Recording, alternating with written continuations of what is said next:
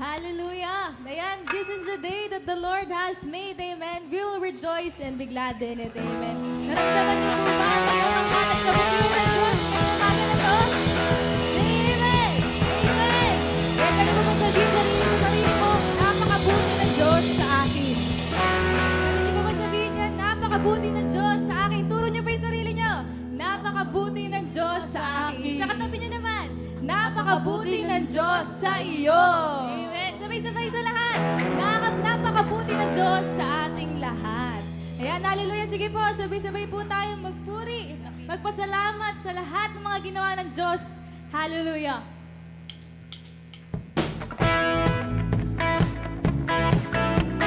Sama-sama po natin ipalakpak ang ating mga kamay. Dakila ang pangalan ng Diyos.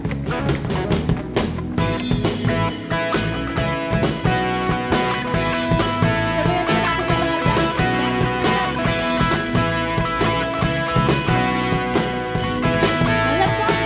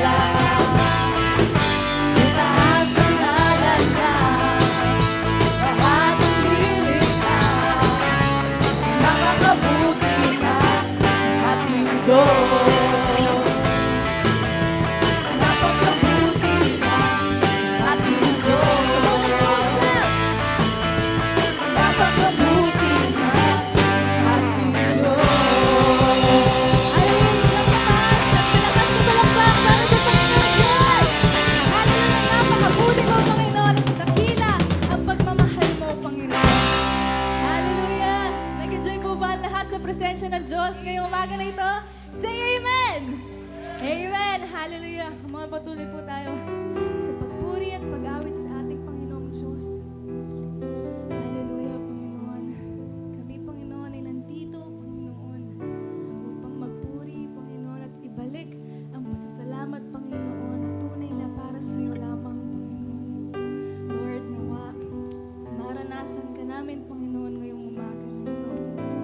And Lord, sana pag sinearch mo, Panginoon, yung puso namin, Panginoon, tanging ikaw lamang, Panginoon, nawa ang tinitibok, Panginoon, at laman ng puso namin lahat. Hallelujah. Lord, ngayon, wala kaming ibang Diyos na sasambahin, kundi ikaw lamang, Panginoon. Hallelujah. Mga church, pwede po natin itaas ang ating mga kamay, ipikit ang ating mga mata at umiyak para sa kabutihan ng Diyos at sa dakilang pagmamahal niya para sa ating lahat.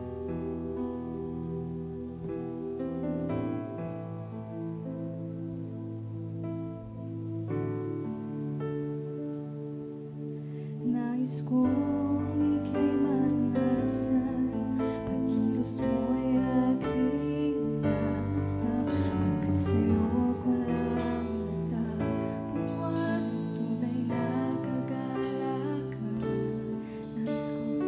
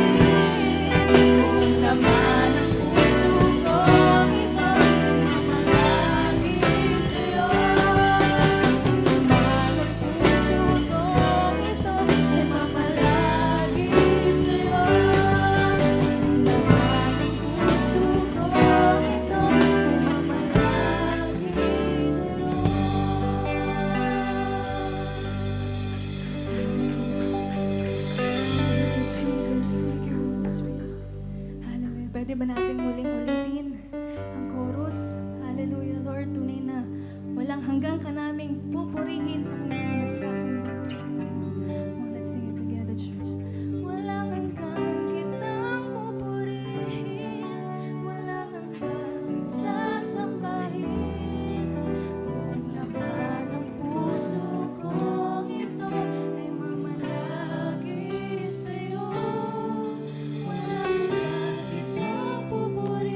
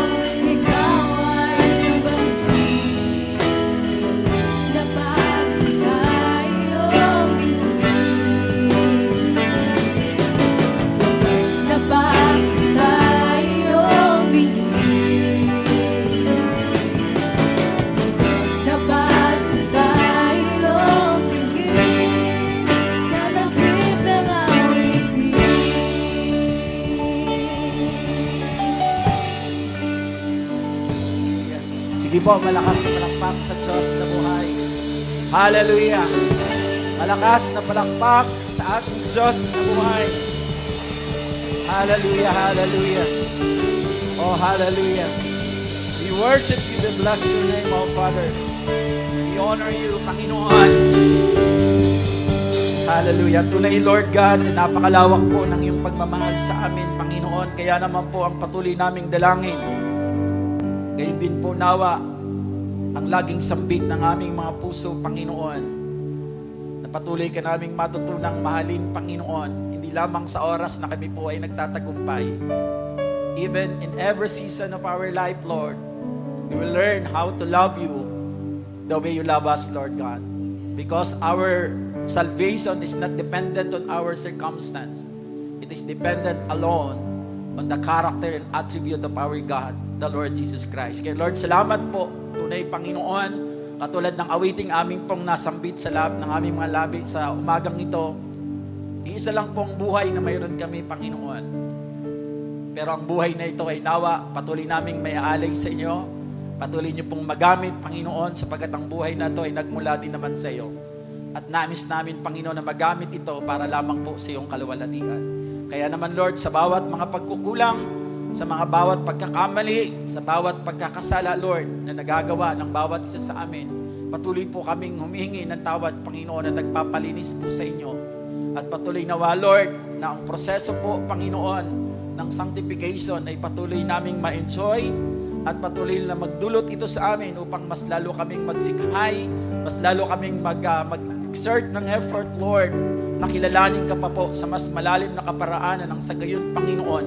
Hindi kami paulit-ulit na nagkakamali sa mga bagay sa mundong ito na laging naglalayo sa amin palapit sa iyo, Panginoon. Kaya Lord, salamat po sa banal na Espiritu na siyang lagi pong nag-uudyok sa amin, sa banal na Espiritu na laging gumagabay sa amin upang laging tahakin namin ang tahaking inilaan niyo po sa bawat isa sa amin. Kaya Lord, sa oras na ito, patuloy nawa ang liwanag na binigay niyo po sa amin, ang siyang magliwanag sa aming kalagitnaan at sa aming pag-aaral po ng iyong salita, Lord God. Enlighten us, Lord, with your wisdom, with your light, through the power of the Holy Spirit, so that we may understand, Lord, the true meaning of light, Panginoon, na binigay niyo po sa amin. Nang sa gayon, kami man ay tunay pong maging reflection, maging ilaw, maging kami po ay alulod, Panginoon, ng liwanag na nakamit namin sa pagkikipag-isa po namin sa iyo sa mundong madilim, Panginoon. As we stay here on earth, Lord, as you allow, Lord, naway patuloy pong magningning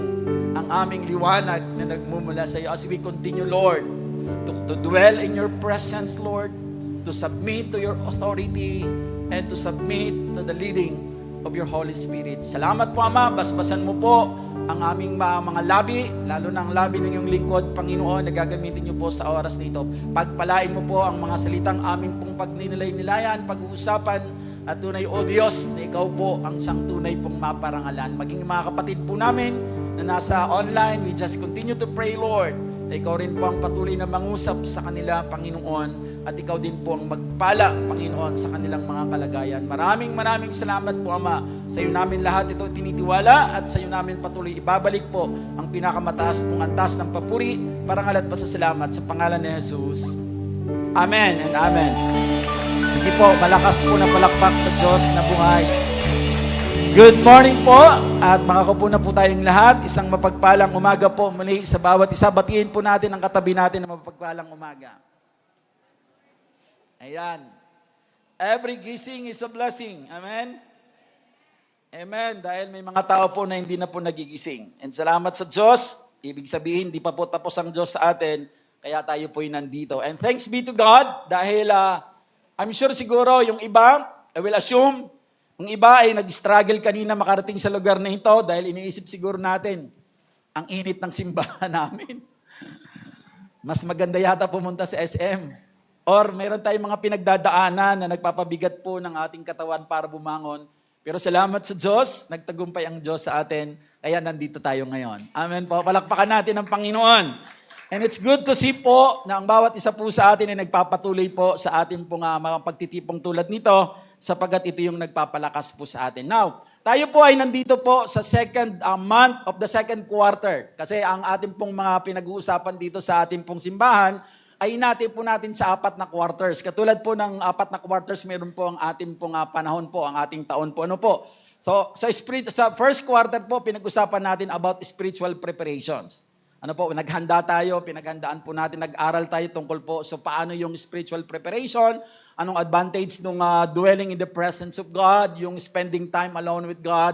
So somehow hindi man natin siya napalalim pa because limited ang time po natin, pero I believe na intindihan po natin ang kalagahan ng pagkakaroon po ng panahon sa ating pong pakikipag-isa sa Panginoon. Now, pagpasok po ng second quarter, ang pinag-uusapan naman natin, kasi ito ay nakaangkla po doon sa ating tema for the entire year po, doon sa Book of Mark, na ang title po natin, na pinahayag po natin during our anniversary po, yung pong the kingdom of God knows no bound.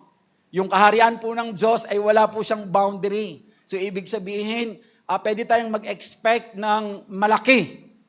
Malaking-malaki po na kahit hindi po maabot ng isipan natin, we have to expect something bigger. Most especially in our church because the kingdom of God knows no bound. So, pag sinabi po yung ganun, pag inintindi po natin ang context na yun. At nahati po yon sa 4 po na tema. So una, spiritual preparation. So pangalawa po, second quarter, it's all about shining the light or let the light shine. So dahil tayo po at yung first month of the second quarter, yung October po, pinag-usapan po natin yung design to shine. So naintindihan po natin, na ituro po natin that we understand na tayo po bilang mga follower of Christ, we are originally designed by God to shine. Kasi nandito tayo sa mundong madilim, but because of the light that God given to us, at habang tayo sumusunod sa Kanya, nagre-reflect sa atin yung liwanag niya, para yung mga tao na nandito sa kadiliman ay maliwanagan natin at madala natin sila sa Panginoon. That's the design na pinili na nilagay po sa atin ng Diyos sa bawat isa sa atin. Now, knowing that we are originally designed to shine to other people po, most especially, not only in our family. Ngayon, pag-usapan naman po natin, learning to be the light. Paano ba, since ang aking disenyo, nung makakilala ko sa Panginoon, ay ako'y magliliwanag. Ako ay liwanag sa magulong mundong ito, or sa madilim na mundong ito. Kailangan matutunan ko kung paano ba talaga maging liwanag. Kaya pag-uusapan natin. And then the last month po, sa June po, na sa isang quarter po na ito, sa second quarter, pag-uusapan naman, paano tayo magiging magandang steward ng liwanag na binigay sa atin ng Panginoon. So, yun yung pag-uusapan natin. But for the meantime po, sa first week po ng month of May, ang pag-uusapan natin, it's about introduction po, about light of the Word. So, dun muna tayo humugot po ng reference, nang sa ngayon maintindihan po natin yung learning to be the light. Paano natin maunawaan, since I am designed to shine, I need to understand what is meant to be the light. So, learning to be the light. Kaya po, ang title ko po ngayon, it's all about light of the world. Sabihin po natin, light of the world. Ayan, light of the world. Sabi po sa talata po, sa John chapter 8, verse 12, kung may Bible kayo, makibukas po kayo sa akin, dito po sa John chapter 8, verse 12. Sabi rito sa NIV version po, or New International Version, when Jesus spoke again to the people, He said, I am the light of the world. Whoever follows me will never walk in darkness, but will have the light of life. Sa Tagalog po, sabi po sa Huban, Kabanata 8, talata 12, muling nagsalita si Jesus sa mga tao. Sinabi niya, ako ang ilaw ng sanlibutan. Ang sumusunod sa akin ay magkakaroon ng ilaw sa kanyang buhay at di nalalakad sa kadiliman. Ang Diyos po ang magpala sa pagkabasa po ng kanyang buhay at makapangyarihang salita. Now, dito po sa ating pong pinag-uusapan ngayon about the light of the world, i-introduce ko lang po sa inyo ang tema about learning to be the light. Ang reference natin, of course, walang iba kundi ang ating Panginoong Jesus. Yung sinabi niya, light of the world, ito po yung second I am ni Jesus Christ doon po sa Gospel of John, kasi there are 7 I am. Metaphorical ang tawag po nito, metaphorical I am, nang ibig sabihin, nire-represent lang, this is symbolically, na sinasabi po ng ating Panginoon kung sino siya, representing po the light of this world. So ito yung second I am of the 7 I am ni Jesus Christ, kasi yung una, I am the bread of life. Ngayon po, pangalawa, I am the light of this world. So, ito po yung sinasabi po ng Panginoon. Now, ano po ba ang ibig sabihin ni Jesus Christ nung sinabi niya that I am the light of this world? So, kailangan maintindihan po natin yan. Nang sa gayon po, maintindihan po natin yung konteksto po na maging liwanag din po tayo. Kasi ang reference natin is kung ano yung pagkakaunawa natin, kung anong ang ibig sabihin ni Jesus Christ nung sinabi niya, I am the light of this world. So yun po yung titingnan po natin. Ano po? Now, sabi po rito, yung pagdideclare ng Lord about yung I am niya, ito yung pagpapasabi po niya, yung divine purpose niya dito sa lupa, kung bakit nandito siya sa lupa. Yung 7 po na yon. But we will just focus on the second I am po ng ating Panginoon. So sa pagdeclare po ng ating Panginoong Jesus that He is the light of this world, kiniklaim po niya that He is the exclusive source of light. Pag sinabi exclusive po, He is the only light. Nag-iisa lang po si liwanag na pwede pong magbigay sa atin in spiritual light. Wala na pong iba. So, ibig sabihin, no other source of spiritual truth maliban lamang po sa ating Panginoong Jesus. So, siya lang po. That's why sabi po ng John 14:6, di ba, I am the way, the truth, and the life, and no one comes to the Father except by me. Si Jesus Christ lang ang only source of light, the only source of life, the only source of truth. Siya lamang po. And of course, the only source of eternal life. So, yun po yun. So, there are 2 types of light dito po sa mundo natin. So, tingnan po natin yung dalawa. There are 2 types of light in this world. Number 1 is the physical light. Okay? And the second one is the spiritual light. So, pag-usapan po natin yung dalawa na to, yung dalawang klase po ng liwanag na mayroon po dito sa mundo. The one is the physical light and the second one is the spiritual light. Ito yung katotohanan po. Itong dalawa po natin na to, yung dalawang light po na to, the 2 types of light in this world, pwede po natin itong ma-perceive yung isa, or pwede natin ma-perceive, pag sinabi natin ma-perceive, maranasan natin. Pwede nating maranasan both of the two, or pwede nating maranasan lang yung isa, or pwedeng hindi natin siya maranasan lahat.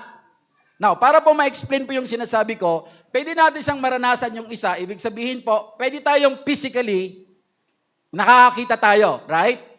So, physically nakakita tayo. Therefore, nakikita natin ang physical light. Dahil wala tayong relasyon sa Diyos, hindi natin pininiwalaan si Kristo, hindi natin nakikita yung second light, which is the type of light, which is the spiritual. So, pwede rin po na both hindi natin siya nakikita, or pwede rin both na nakikita natin siya. Ang isang side po na hindi nakikita both, ibig sabihin, bulag ka na physically, blind ka, of course, hindi mo nakikita ang physical light. At the same time, hindi ka pa nakakilala sa Panginoon, yun yung kalagayan mo.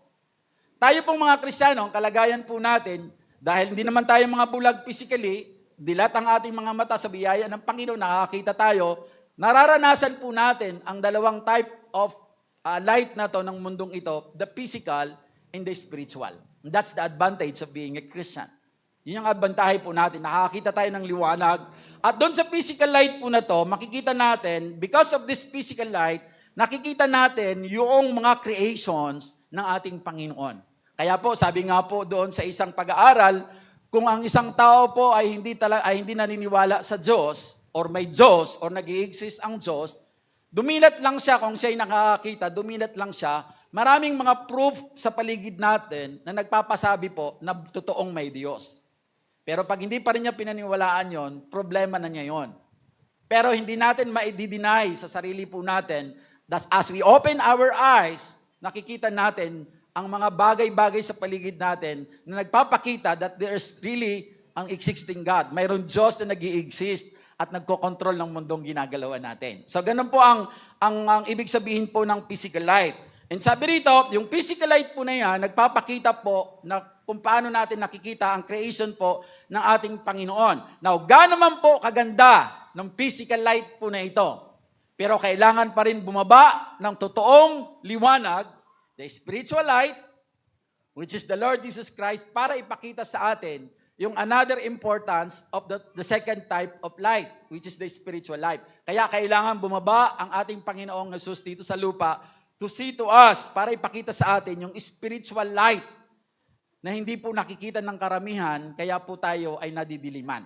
So yun po yung pag-uusapan natin sa oras nito. Pag sinabi po ni Jesus Christ, I am the light of this world, Sabi po doon sa John 8:12, sinabi natin, ang sabi ko nga kanina, it is metaphorical, I am, ibig sabihin, symbolically po, sinasabi po ng Panginoon. It represent, number one, the light of His truth. Pag sinabi ni Jesus Christ, I am the light of this world. So, symbolically, sinasabi ng ating Panginoon, He is the light of this truth, He is the light of His word, and He is the light of eternal life. So, nandoon lahat sa Kanya. Siya lamang ang tanging daan, siya lamang po ang source para po makamit natin ang katotohanan, makamit natin yung salita ng Diyos at makamit natin ang buhay na walang hanggan. So, ang ibig sabihin po, at those who perceive the true light, sabi po doon, kung sino po ang nakakaranas ng tunay na liwanag, kailanman ay hindi siya lalakad sa kadiliman. Are you with me? Palakpakan po natin ang Panginoon. Kaya po, ang punto po dito, kung ikaw ay tunay na tagasunod ni Kristo, kailanman hindi ka lalakad sa kadiliman. Amen? That's the key idea po na gusto natin pag-usapan nito. Ang ibig ko po sabihin, halimbawa po, pag pupunta ka sa isang madilim na lugar, halimbawa gabi po, at mayroon or isang kwarto po na wala siyang bintana, at gusto mong pasukin yon, magdadala ka lang po ng kandila. O halimbawa, sa panahon natin ngayon, bubuksan mo na yung cellphone mo, i-open mo po yung flashlight po dyan. The moment you enter po doon sa madilim na lugar, yung dilim ay unti-unti po siyang nawawala. Right? Unti-unti po siyang nawawala. Now, in the same thing, pag tinignan natin, once Jesus Christ enter in your heart, yung darkness na nararanasan mo, ay unti-unti po siyang magkakaroon ng liwanag. Now, ang question ngayon, kasi learning to be the light, ang problema ngayon, si Jesus Christ ay hindi po nag-i-exist na physically na nakikita po natin. It happened 2,000 years ago nung magkatawang tao siya. Pero wala na siya, nandun na siya sa kanan ng Diyos Ama. Nag-mediate po sa atin, siya yung lawyer natin. Kaya pag nananalangin tayo, ina-address natin sa Father, tapos si Jesus Christ ngayon, ipinapangalan natin sa Panginoong Jesus, kasi siya yung nag-mediate sa atin. Pag nag-agree na silang dalawa, through the power of the Holy Spirit, ipapadala yun sa atin para mag-manifest or mangyari sa atin yung bagay na hinihingi natin sa Kanya na ayon sa kanilang pinagkasunduan. Not according to our will, but according to the will of the Father and the Son. So ganun po yung operation po ng spiritual life sa buhay po natin. Kaya po pag nananalangin tayo, di ba, lagi nga sinasabi ni Pastor Gracia, bakit hindi in Jesus' name? All prayer must be addressed to the Father and in the name of Jesus. Ganun lagi po yun. Because that's the sequence of yung pagkilos po ng Trinity po. Because we are Trinitarian Church. At ganun po yung doctrine po ng ating Bible. Ano po? Now, yun pong ibig sabihin po dyan. So, pag pumasok po sa isang madilim na lugar at binuksan mo yung ilaw, unti-unti po siyang mawawala. Same, sabi ko nga kanina, pag pinapasok mo si Kristo sa puso mo, yung dilim na mayroon ka dati, nagkakaroon ka ng unti-unting pagliwanag. Ang ibig sabihin po niyan, pag tinignan natin sa physical na kalagayan, dati, ang hirap, parang hirap ka mag-isip ng tama, dati naguguluhan ka, punong-puno ka ng alalahanin, but when the time you accepted Christ as your Lord and Savior, gradually, nagkakaroon ka ng hope. Gradually, nagkakaroon ka ng peace. Nagkakaroon ka ng kapayapaan. Because meron ng liwanag na napunta sa iyo. And this is the true light that is coming from God alone, the Lord Jesus Christ. So yun po yun. So pag tinignan daw po natin yung halaman, kasi ang physical light po is necessary for a physical life. Tama? Yung physical light is necessary for a physical life. Ang illustration po niyan, ako po mahilig ako maghalaman. Ano po, yun yung parang pinakalibangan ko po. Pag naghalaman ka, halimbawa, pag pumunta ka sa forest, parang mayroon akong picture dyan. Just to stress out the meaning po. Ayan. Pag pumunta ka po sa forest at marami po siyang puno, makikita mo na wala po siyang mga ground plants na tutubo. Maliban po dito sa mga, ang tawag dyan, mga bonsai, mga algae po, yun po yan. Kasi ito, kailangan lang nito ng maliliit lang na sikat ng araw, kaya nilang mabuhay. But the ground plants, katulad dito, bagaman mga plastic to, yung mga ground plants po, hindi siya kayang mabuhay kasi nasusukluban siya ng mga puno at wala pong pumapasok maigi na sikat ng araw. So the difference is ito. Kahit may mga puno, pero malawak po yung space ng sikat ng araw para mag-penetrate, makikita mo maraming pong mga ground plants ang tumutubo. Ganun po ang ibig sabihin po ng dark. Now, naalala ko po, sa bahay namin, meron akong tinanim po na kalamansi po. At dahil po wala kaming mapaglipatan ng malaking lote po, dahil under prayer pa lang siya. So, lumalaki na po siya. So, one time po, yung isang puno po ay nahiga at hindi ko siya napansin. Nung pagkahiga po niya, nasusukluban po siya ng aming canopy, ng aming LEDs po sa bahay. So, hindi ko siya napapansin na nakasuklob siya. Pero nung later on po, nung ako po ay laging nagdidilig ng halaman, nakita ko na yung pagkasuklob po niya doon, lumiko siya at pumunta siya doon sa labas. Ibig sabihin, ang scientific reason po dyan or explanation po dyan, sabi po ng mga science po, ang halaman daw po ay said to be positively phototrophic. Phototrophic po, drawn to the light. Ang ibig sabihin, nature na po ng mga halaman na hanapin lagi yung liwanag, which is the sunrise, yung sunlight. Hanapin because ito yung source ng kanyang buhay. One of the source of the life ng isang halaman. So ganun lagi ang hinahanap niya. Kaya po, phototrophic siya kung tawagin, drawn to the light. Lagi niyang hinahanap kung saan may liwanag, doon siya pumupunta. And I still remember po, because I used to be a fisherman during that time when I was still young, nakita ko rin po yun. Kasi ang mga isda po, bulag sila paggabi. Hindi po sila nakakita paggabi po. So the moment po, pag mangingisda kami at may dala po kami mga ilaw, usually pag maliwanag yung ilaw na dala mo, doon sila nagdodraw. Lumalapit po sila. So yun yung mga nature po ng buhay. And same thing with us. Ayaw din natin na lagi tayong nasa dilim. Ang taong laging nasa dilim, ibig sabihin depressed. Tama? Di ba yung mga depressed na tao, ayaw na lumabas ng bahay, magkukulong na lang sa kwarto.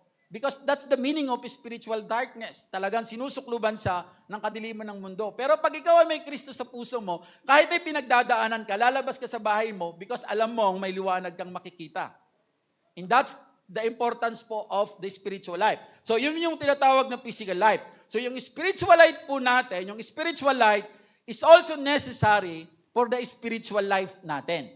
Kung ang physical light po ay necessary for a physical life, same thing, spiritual light is necessary to spiritual life. Nakuha nyo? Hindi tayo mabubuhay ng tama kung tayo ay nakaasa lamang sa sarili po natin kakayahan. We really need the spiritual light that is coming from our Lord Jesus Christ. And we receive that as we accepted Him, as we accept Him as our Lord and Savior. So ganun po yung ibig sabihin po nito. So, ang ibig sabihin, pag tayo po ay nakay Kristo, ito yung good test of our standing. Ano po? Bakit good test of our standing? Ang ibig sabihin kasi ganito yon. Meron daw akong mga verses dito in the Bible. Kung ang halaman po, ang inclination niya lagi ay hanapin ng liwanag, therefore, ang mga believer, yung mga follower of Christ, ang lagi niyang inclination is to draw himself to the light of life. Tama? Ganun po yun. So, ibig sabihin po, makikita sa buhay ng isang tao na siyang totoong tagasunod ni Kristo kapag hindi na siya nag-i-enjoy sa dilim. Ang nai-enjoy niya ay liwanag. So, palalalimin pa po natin yan. So, ang inclination po ng isang Kristiyano po is toward spiritual things. Ang inclination po niya is always toward fellowship, just like this, towards prayer, and towards reading the Word of God. That's our inclination as follower of Jesus Christ. Because that's our nature. Whether we like it or not. Pag follower ka ni Kristo. So, ibig sabihin, kaya po, it is really impossible. Kaya po, ginigising po namin kayo. At lagi namin sinasabi sa inyo, it's about time na help us to bring soul to Christ. Because that's the nature that you have. Sabi nga namin, minsan nababanggit ko, para kang a sleeping giant. Meron kang talent kasi nakakilala ka sa Panginoon eh. I'm sure kaya ka tinawag ng Panginoon kasi may purpose ang Diyos sa iyo. And number one purpose is to bring soul to Christ. That's number one. Yun po yun. Kasi dalawang purpose tayo, di ba? To know Christ more and to make Jesus Christ popular to other people or to the world. Na kung nandun tayo, yun yung purpose natin. Yun yung general purposes of our life as bilang tao po. So, the reason why you are here at nakakilala ka sa Panginoon at nagpapatuloy ka, your inclination is towards fellowship, reading the Word of God, listening to the preaching of the Word of God, So yun yung inclination mo. Kaya nag-exert ka ng effort na makarating every Sunday sa lugar na to. Or makarating sa mga Bible studies na ginagawa ng mga cell leaders po natin. So because that's our nature bilang mga follower of the Lord Jesus Christ. Ganun po yun. Yun ang inclination po ng bawat taong nakakilala po sa Panginoon. Pero yung unbeliever po, he does the opposite thing. Why? Why he does the opposite thing? Because light exposes his evil works. Kaya iba yung ginagawa nila, ayaw nila ng fellowship, ayaw nilang makinig ng salita ng Diyos, ayaw nila mag-prayer, nanginginig pa, pag tinawag mo, mag-Bible study tayo, hindi, okay na, kayo lang.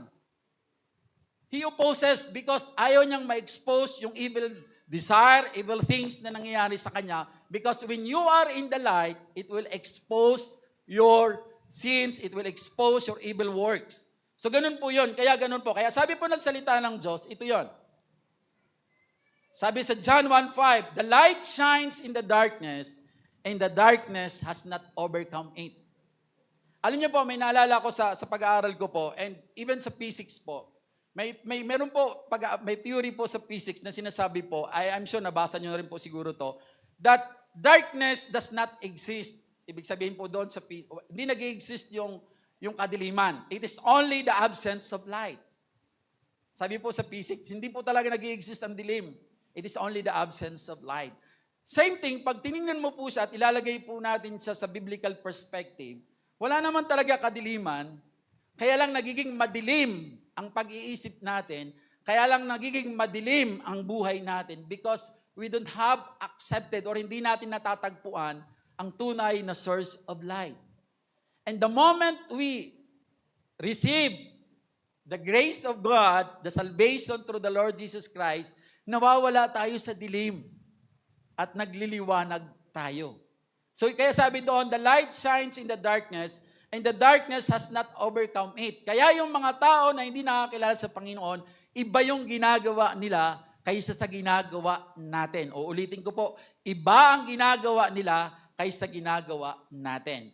And the big problem lang sa panahon natin ngayon, minsan it is really hard to distinguish or to paano natin differentiate po yung kaibahan ng isang Kristiyano at kaibahan ng taong hindi nakakilala sa Panginoon.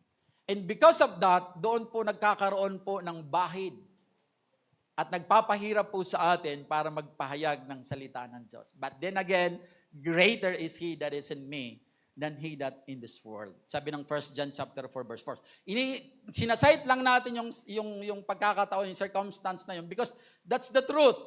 Real talk, ganun talaga. Marami din talagang mga sinasabi nilang Kristiyano sila, pero iba rin ang ginagawa niya. Minsan ginagawa niya yung buhay ng isang Kristiyano, minsan naman ginagawa niya rin yung buhay ng hindi nakakilala sa Panginoon. And because of that, nagkakaroon po ng problema. But because hindi natin sinasabi yon para mawalan tayo ng pag-asa.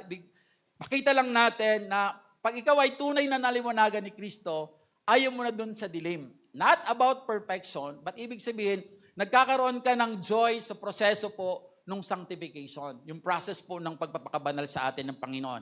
And another thing po, sa John chapter 3, verses 19 to 20, this is the verdict. Light has come into the world, but people love darkness instead of light, because their deeds were evil.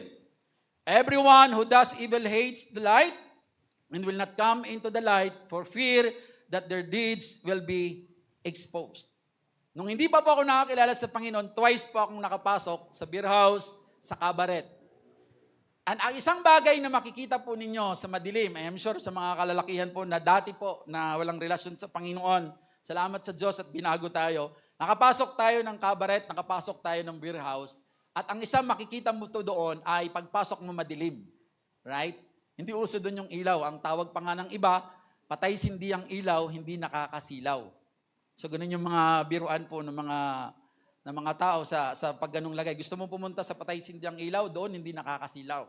So ganun po yung mga words na naririnig ko po during that time.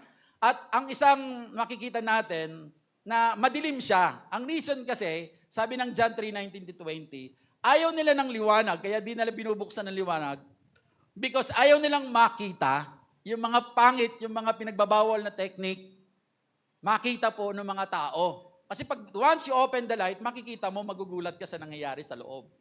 So ganun po yung ibig sabihin po nitong John chapter 3 verses 19 to 20. So yun po yun. So meron akong naalalang kwento when nung kami po ay naka-enroll po sa Master of Divinity po.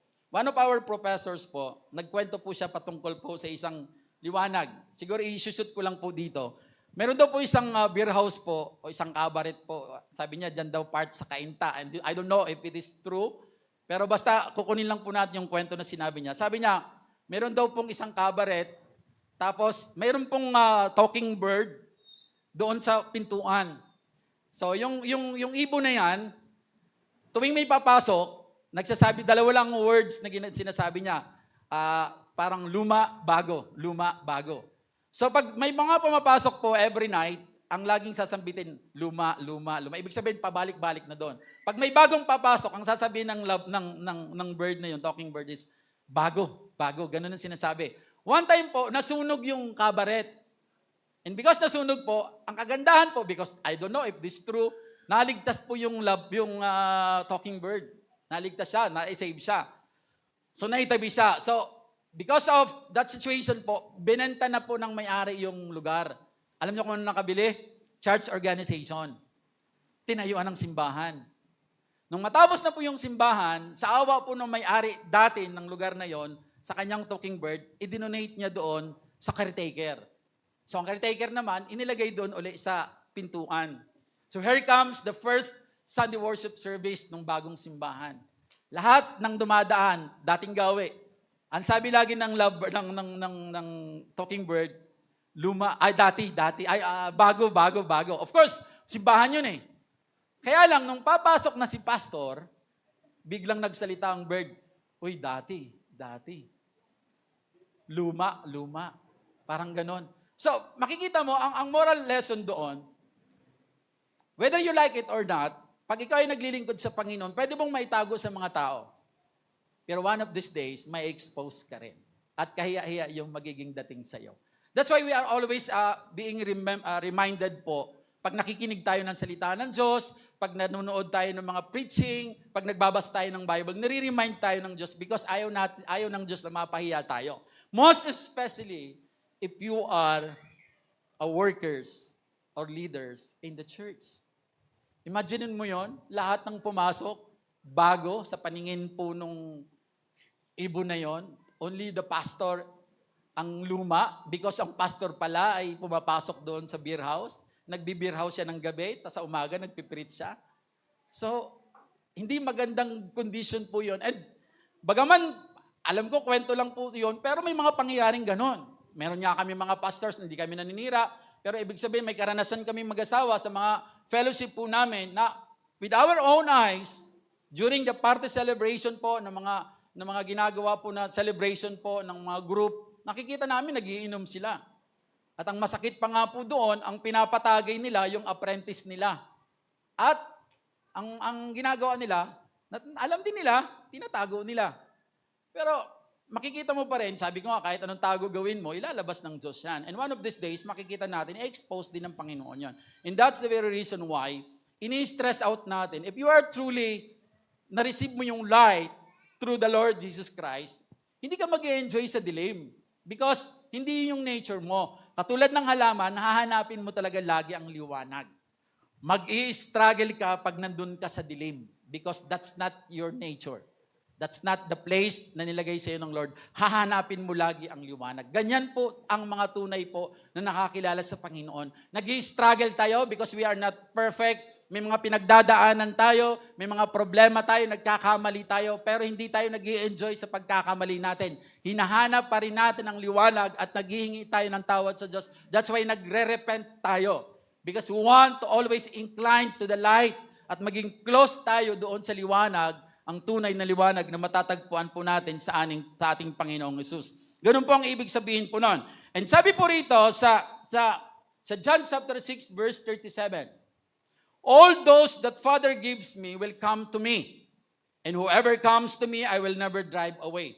Pag inintindi mo yung John 6:37, this is a doctrinal doctrinal word, although karamihan naman po ng verses, that's doctrinal, biblical doctrine. Now, kunin lang natin saglit kasi mahaba pong explain ko po sa inyo.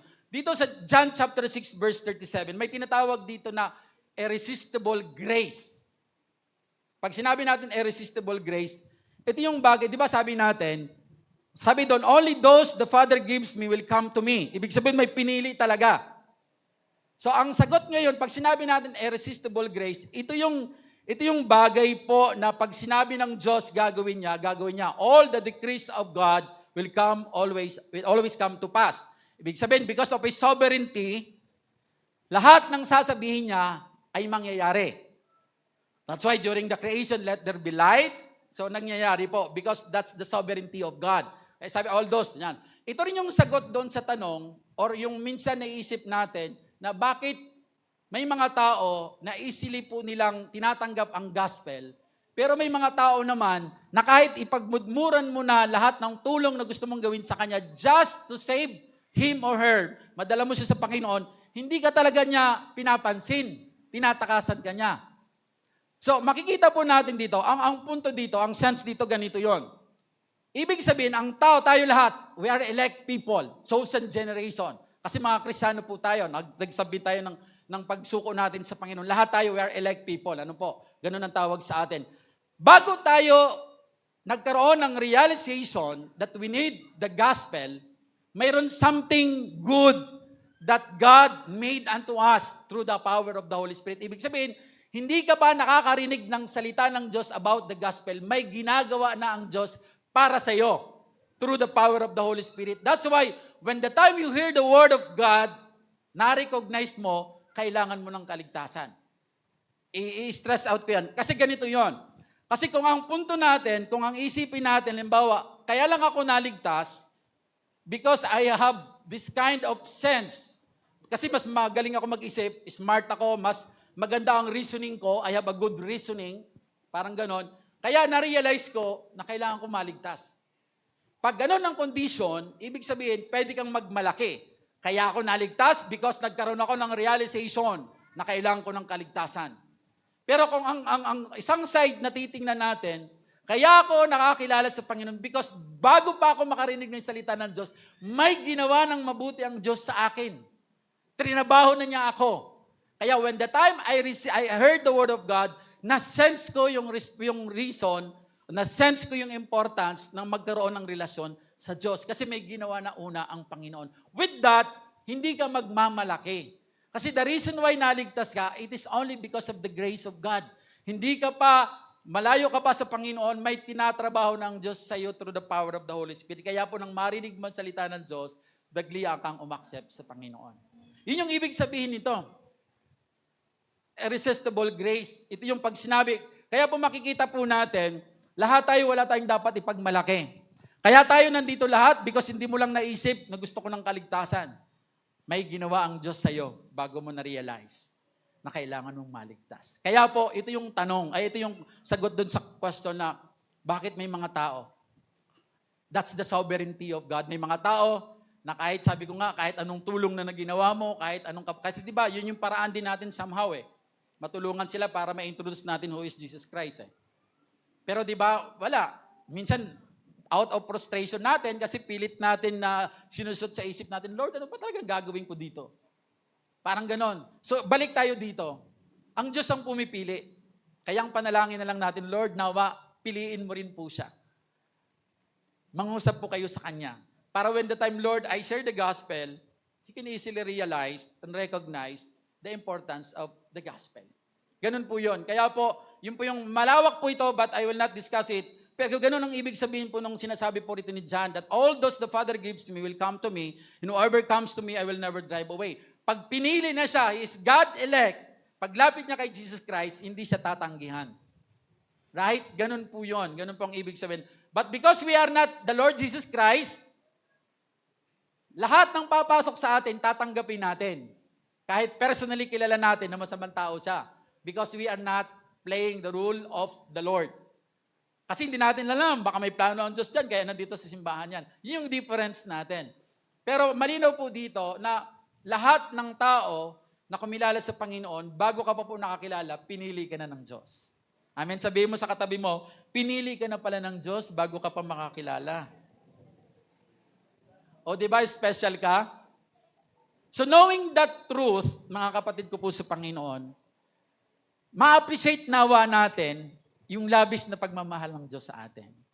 Alam mo yon, wala ka pang ginagawang mabuti or napakasama mong tao, pero dahil sa labis ng pagmamahal ng Diyos, tinatrabaho ka na pala niya. Kaya when the time na maaring nagkaroon ka ng pagsubok sa buhay, down na down ka, tapos may tao na ginamit ang Diyos para lapitan ka, palakasin ang loob mo through the Word of God, na-sense mo yung, na-recognize mo yung light, and that's the time you accepted Christ. Pero bago po yun, trinabaho ka na talaga ng Panginoon kasi mahalaga ka sa Diyos. Amen po. So, sinasabi ko ito hindi para mawalan tayo ng pag-asa doon sa mga tao, para sabihin natin, kaya pala, sige, hindi ko na nga pipilitin yon. Hindi yon.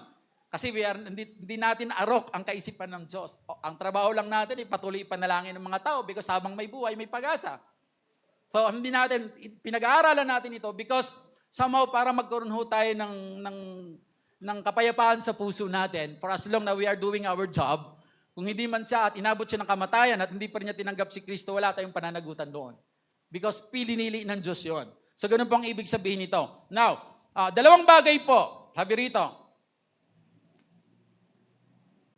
Following Jesus is the condition of two promises. Yung pagsunod po kay Kristo ay meron siyang condition po ng dalawang pangako na nakita po natin doon sa book of John, sa John chapter 8, verse 12. Number 1 is, His followers will never walk in darkness. Again, stress out natin.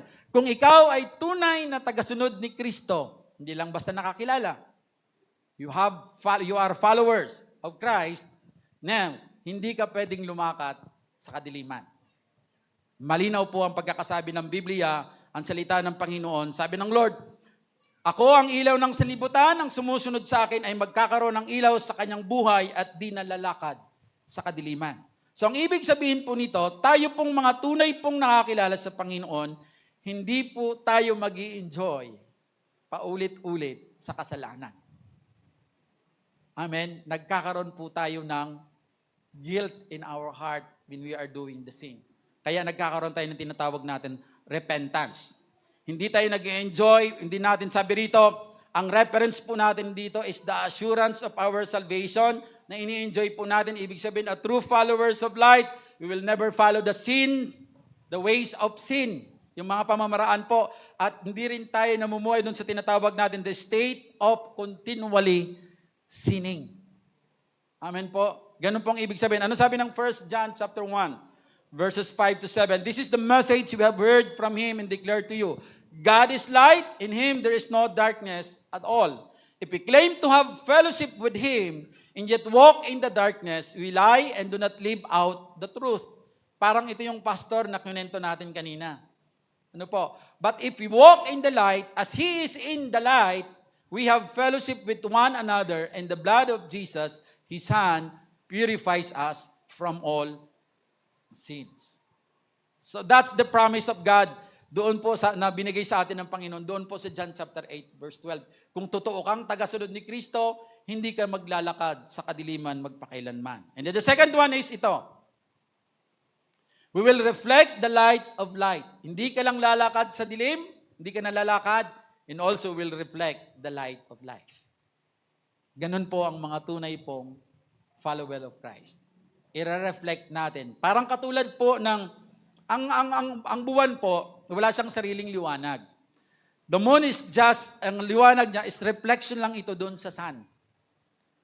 Nagre-reflect lang po yung sun, kaya po nagkakaroon siya ng liwanag. Parang tayo din. In real sense, wala tayong liwanag. But because we submitted our life to Christ, yung light ni Jesus Christ nagre-reflect sa atin. Kaya habang nakakonect ka sa Kanya, habang nagpapalalim sa Kanya, hindi pwedeng hindi ka magliwanag. Amen? Ito yung sinasabi natin, if you learn that principle, that habang sumusunod ka sa Panginoon, may liwanag ka, makikita ang mga pagbabagong nagaganap sa buhay mo. In that way, pwede kang makapag-influence and you will be one of the witnesses of God to bring souls to Him. Tama? So, kailangan maintindihan po natin yung context na yon. Kasi, hindi tayo nandito just because, yung advantage dito sa sa fellowship na mayroon po ang mga full gospel church eh. Kasi pinag-aaralan natin ang Bible, hindi pinapatago sa atin ang Bible. Because sabi ko nga, lagi kong sinasabi, as I understand po, kapag naintindihan mo talaga ang salita ng Diyos, that's the time na mababago ang pagkatao mo. Kung napapakinggan mo lang siya, at hindi mo naman siya naiintindihan, wala rin. Paglabas mo rito, yun pa rin ikaw. So kailangan dig deeper. Pag mayroon kang hindi naintindihan, because this is a preaching time, kaya po mahalaga may cell grouping, kasi pinag-uusapan natin doon, kaya po may mga trainings, dahil dinidiscuss po natin yung mga teaching po doon, mas lalo natin maintindihan. That's why we are encouraging people to bring them. Dalhin kayo doon sa mga trainings na yon para makapag-aral na mas maigi. Kasi dito, we are just preaching the Word of God. So ganun po, that's the very intention kung bakit po may discipleship making. Para mas lalo po ninyong maintindihan ano bang ibig sabihin ng salita na to. Paano ba ito mag-e-effect sa akin? Paano ba kung i-reflect ko ang sarili ko dito, anong ibig sabihin nito patungkol sa akin? So doon, hindi yan mapapag-usapan dito. Napag-uusapan doon po, sa pagpapalalim po, pag tayo po ay naka-engage po sa mga discipleship making. Kaya po, nag-i-encourage tayo, ang prayer po natin, ng simbahan natin maging cell church. Ibig sabihin, ang bawat miyembro ng simbahan ni Kristo dito po sa ubasang ito, mayroon kayo kanyang-kanyang tahanan or cell leader na pwede nyo pong pagtanungan. May nangangalaga po sa inyo. At nagmi-meet kayo not only during Sunday worship service, meron kayong meeting within that week para mag-usap-usap kayo at may pag-usapan kayo patungkol sa salita ng Diyos. Ang tawag doon, cell grouping. Yun yung prayer natin sa Lord. Kaya po unti-unti po, di ba, tinuturo natin sa mga leaders na ganoon ang takbuhin natin. Because yun yung pinakamaganda. Kasi I believe, pag tinignan mo ang Biblia, kasi sabi nga natin, di ba, this is preparation eh. Kasi ang binibigay sa atin ng Diyos na kanyang salita, my kingdom has no bound. Pero magiging useless po kung dadami tayo, pero mapapabayaan din natin in the long run. Because traditional pa rin tayo. Basta pumasok ka ng simbahan, magpe-preach si pastor, bahala ka na. Pero kung cell church ka, ibig sabihin, naka-engage ka sa isang cell group, mayroon mangangalaga sa'yo, hindi ka man mapansin ni pastor. Sa dinadami-dami ng ginagawa ng pastor, hindi ka magtatampo. Ang sungit naman ng pastor doon, ang suplado naman ng pastor doon, dunaanan lang ako. Hindi mo madadamdaman yon because mayroon kang family, mayroon kang home. May lugar ka na kung saan nag-uusap-usap kayo. Eventually, habang tumatagal, nai-introduce kayo doon sa buong kapatiran, kaya kayo nagkakakilala. Kasi pag masyado na malaki po ang simbahan, hindi mo na magagawa yon. Kahit sa context po ng Bible, di ba, nahirapan po yung mga apostles, kaya nagkatalo-talo na po sila, nag-aaway-aaway na sila because hindi na nabibigyan ng pagpapahalaga yung mga balo. Mahalaga sa Panginoon, kaya di ba nag-elect sila ng mga taong matutuwid, kasama si Stephen po dyan, na binato hanggang mamatay, para silang ang tawag dyan, sila po mag-ayos ditong mga pangangailangan sa labas habang itong mga apostol ay nagpapatuloy sa pagpapalalim sa salita ng Diyos at pag-minister sa kanilang mga dapat i-minister. So that's the arrangement of the gospel of Christ, the church of Christ po. Ganun po ang ibig sabihin nun. So as follower of Christ, we will always reflect the light of our Jesus Christ. And then sabi rito, in Matthew chapter 5, verses 14 to 16, you are the light of the world. A town built on a hill cannot be hidden. Neither do people light a lamp and put it under a bowl. Instead, they put it on its stand, and it gives light to everyone in the house. In the same way, let your light shine before others, that they may see your good deeds and glorify your Father in heaven. Ang linaw-linaw po. Because we are just reflecting the light of Christ, kung mayroon tayong nagagawang mabuting bagay, it is not with our own glory. Sabi doon, that they may see your good deeds and glorify your Father in heaven. Ibig sabihin, huwag kang kukuha ng kahit nakaunting glory because what lights na mayroon sa'yo is just the reflection of the light of Jesus Christ. Kaya ka nakakagawa ng mabuti, kaya ka nakakatulong, ginagamit ka lang ng Diyos bilang alulod ng kanyang tulong dahil may plano ang Diyos sa tao na yon, ginamit ka lang. Kaya always bring back the glory to God. Kaya yun yung sabi. Ang linaw po. As we reflect the light of Christ. Ganun po ang ibig sabihin po nun. Kaya po, makikita po natin dito, sabi rito, bilang mga believers, tayo po ay described or represented as the light of this world. Tandaan po natin yan. We are described dito sa verse na to and represented as the light of the world. Katulad ng sinabi ko kanina, katulad ng moon, wala siyang pagkakakilanlan kasi wala siyang sariling liwanag, nagre-reflect lang siya sa liwanag ng sun. Wala din tayong pagkakakilanlan, kaya lang tayo nagkaroon ng pagkakakilanlan because when the time na sa kabutihan ng Diyos, nakilala natin si Kristo, nag-reflect ang liwanag ni Kristo sa atin. Ganun po ang ibig sabihin nito. Kaya we are described as the representative of the light of God. That's why lahat ng gagawin natin will always bring back the glory to Christ. Kaya kahit gano'n na karami, just like sina Apostle Paul, doon mo maintindihan, bakit sila gano'n? Ang dami na nilang ginawa sa buhay, sa paglilingkod sa Panginoon. Ang sabi pa rin ni Apostle Paul, parang wala pa rin siya nagagawa. Right? Parang wala pa rin siya nagagawa. That's the description. Sabi rito, tayo po ay dapat na gumawa ayon sa kalooban ng Panginoon and through the power of the Holy Spirit. So now, ang emphasis po dito na binibigay po sa atin, ibig sabihin, we have to maintain as a credible and obvious witness in this world. Witness that shows us to be faithful, God-honoring, trustworthy, sincere, earnest, and honest in all that we do. Diba sabi ko nga sa inyo, we are not called to be successful, but we are called to be faithful. Yun ang pang ibig sabihin sa atin. And last one po, sabi rito, also we should always be ready to give an account of the hope that we have. For the gospel light we have to is to be covered, but made obvious for all those to see and benefit from. Sabi po ng 1 Peter chapter 3 verse 15, but in your hearts revere Christ as Lord. Always be prepared to give an answer to everyone who asks you to give the reason for the hope that you have, but to do this with gentleness and respect. Hindi ka nagmamayabang, hindi ka na magmamagaling. Kaya nga ang reason kung bakit ka nag-aaral ng salita ng Diyos, ang reason kaya ka nagpapalalim sa salita ng Diyos, hindi para marami kang alam. Kundi para mas maipaliwanag mo ng tama, na may buong respeto at pagpapakumbaba kung sino ang Diyos na nagbigay sa iyo ng buhay. And in conclusion po, tapos na po ako, sabi po rito, we can see our future. Ito yung reality. Hindi natin makikita. Future is uncertain po. We can see our future, we can see our direction, or even our destination, but Jesus can. Diba? Malabo sa atin yan. Nagkakaroon lang siya ng liwanag because of the light of Christ. Like the lighthouse guided the ship, Jesus directs us toward God's light. The light of Christ guides us through the darkness of sin, life in struggle, both spiritually and literally. Kaya po, si Jesus Christ is the light of the world. When the time we accepted Him as our Lord and Savior, tayo po ay nagkakaroon ng liwanag at ang tunay na sumusunod kay Kristo, kailanman hindi nalalakad sa kadiliman, instead siya po ay nagiging reflection of the light of Christ. Amen po? So palakpakan po natin ang Panginoon.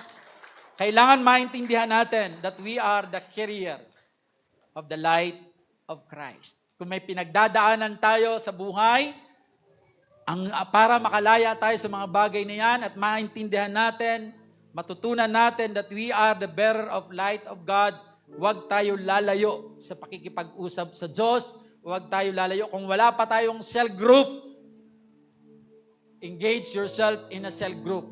Magtanong po kayo, may mga cell grouping po tayong nagaganap at sumama po kayo doon and make time na ma-involve sa mga bagay na to. Makikita po natin, ang dami pa pala tayong benepisyong natatanggap because of the goodness and grace of God. Tumayo po tayong lahat at tayo po ay manalangin. Hallelujah. Dakilang Diyos, banal at mapagpala, salamat po sa oras na ito for continuously teaching us, Lord, how to learn, how to be the light, Panginoon, of this world as a reflection of your light, Panginoon. Tunay, Lord, na as we understand your word, Panginoon, that you are the light of this world, Panginoon, kami man po na nagsuko ng buhay sa iyo, ay gagamitin niyo rin po upang maging liwanag sa mundong ito na ginagalawan namin. Naway, Lord, ang dalangin po namin, as we continue, Lord God, to dwell in your presence, as we continue, Lord, to understand your word, as we continue, Lord, to exert effort, Lord, in understanding your word, spending time alone with you, Continue, Lord, to exert effort in the fellowship of believers, Panginoon, and praying and fasting and studying your word. Naniniwala po kami, Panginoon, na one of these days, Lord, gagamitin mo kami bilang liwanag po ng mundong aming pong ginagalawan na madilim. And most especially to our family, Panginoon, na hindi pa po nakakilala sa iyo, O Diyos. Kaya Lord, salamat po, Banal na Espiritu, ikaw po ang patuloy pong manguna sa amin. Continuously lead us, Lord, nang sa gayon, Panginoon, yung path na dapat naming tahakin. As we learn that we are designed to shine, ay tunay po naming matahak nang sa gayon, Panginoon, hindi po mawalan ng kabuluhan ang mga pagpapagal ng mga taong nagtapat sa iyo na nauna sa amin hanggang sa panahong ito, Panginoon. Sapagkat kami, Lord, na nalagyan ng iyong salita sa mga taong nagpagal din po sa amin, ay gayon din pong magawa namin dun sa mga tao na amin pa pong makakasalamuha at hindi mawala ng kabuluhan ang lahat ng bagay na ginawa niyo po sa buhay ng bawat isa sa amin. Maraming salamat, Ama. We submit everything unto you. Take full control, Panginoon, sa ubasang ito, sa buhay ng bawat isa sa amin. Ikaw lamang po ang patuloy na mahayag at ikaw po ang patuloy na maluwalhati sapagkat wala kaming ibang itinataas sa bulwagang ito maliban lamang ang pangalan ng aming Panginoong Jesucristo. Maraming salamat, Ama. Sa iyo po namin lahat itinitiwala at alam ko, Lord, ikaw ang patuloy po na magpapalago sa mga salitang ito na aming pinag-usapan sa oras na ito. Sapagkat ikaw ang tunay po na aming pong tagapagturo sa pamumuna ng Banal na Espiritu. Sa iyo po ang lahat ng papuri, parangal at pasasalamat sa pangalan ni Jesus. Amen and Amen. Hallelujah. Amen. Isang mapagpalang umaga sa bawat isa. Amen. Tunay na salamat sa Panginoon at patuloy tayong dinadala ng Diyos sa kanyang banal na gawain upang patuloy natin siyang papurihan at pasalamatan at patuloy na ibigay yung the best na pagsamba para sa Kanya. Amen. Kaya sa oras nito ay nasa bahagi po tayo ng pagbibigay ng tithes and offering at tunay na alam ko na bawat sa ready na para magbigay sa ating Diyos na buhay. Amen. Patuloy na sabi nga ni Pastor Dong, kapag nandito tayo, hindi yung tayo ang siyang tatanggap, kundi ang Diyos ang tatanggap para sa atin. Amen? Yung pagpupuri at pasasalamat at pagsamba. At lalong higit din sa ating mga kaloob. Amen? Kaya, mayroon lang po akong babasahin na talata. Sabi rito, kung iniibig niyo ako, tutuparin niyo ang aking mga utos. Mahal ba natin ang Panginoon? Amen? Kaya sundin natin ang kanyang mga utos. Amen? Sapagkat sa pagsunod sa kanyang mga utos, ay may mga kalakip na mga pagpapala. Amen. Kaya, ang sabi rin po sa kanyang banal na salita alam niyo po lahat to, yung sa Malakay 3:10, ang sabi rito, ibigay niyo ng buong buo ang inyong mga ikapu upang matugunan ang pangangailangan sa aking templo. Subukin ninyong gawin ito kung hindi ko buksan ang durongawan ng langit at ibuhos sa inyo ang masaganang pagpapala. Amen. Tunay na kapag ginawa pala natin to ay ibubuhos ng Diyos yung mayamang pagpapala sa bawat isa sa atin. Kaya ganyan din sabi sa Deuteronomy, kapag dininig nyo ang tinig ni Yahweh at sinunod ang kanyang kautusan, ibabantog niya kayo sa gitna ng mga bansa at magaganap nga sa inyo ang mga pagpapalang ito kung susundin nyo ang kanyang mga utos. Kaya salamat sa Panginoon sa kanyang mga salita. Alam ko na ang bawat isa sa atin ay talagang handang sumunod sa kanyang mga utos upang patuloy natin maranasan ang kanyang mayamang pagpapala. Kaya tayo po lahat ay tumayo, tayo po'y manalangin. Dakilang Diyos, maraming salamat po sa napakagandang umagang ito na ipinagkaloob mo sa amin upang patuloy ka naming pasalamatan, papurihan, at taas ang iyong dakilang pangalan. Salamat po, Diyos.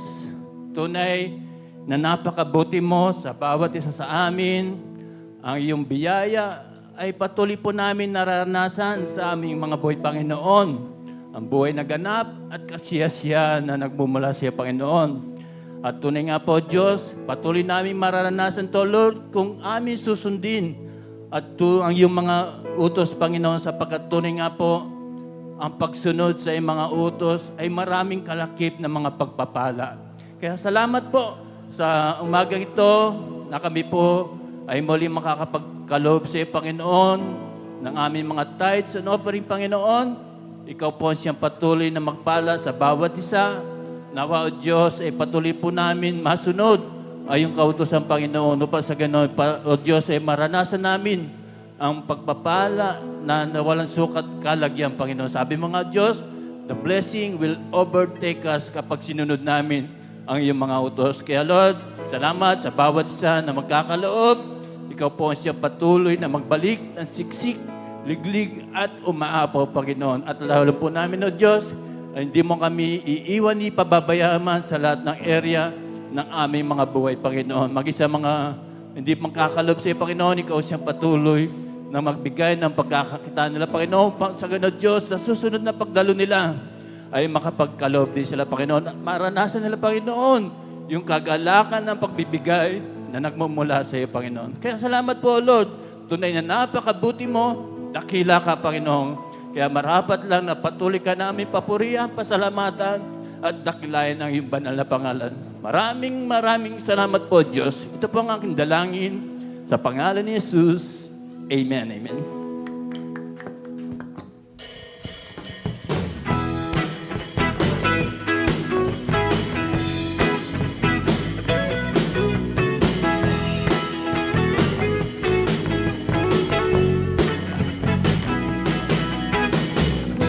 Aking mamasdan ang kalawakan, hindi ko maunawaan ang iyong dahilan kung bakit ako'y nililimot inalagaan.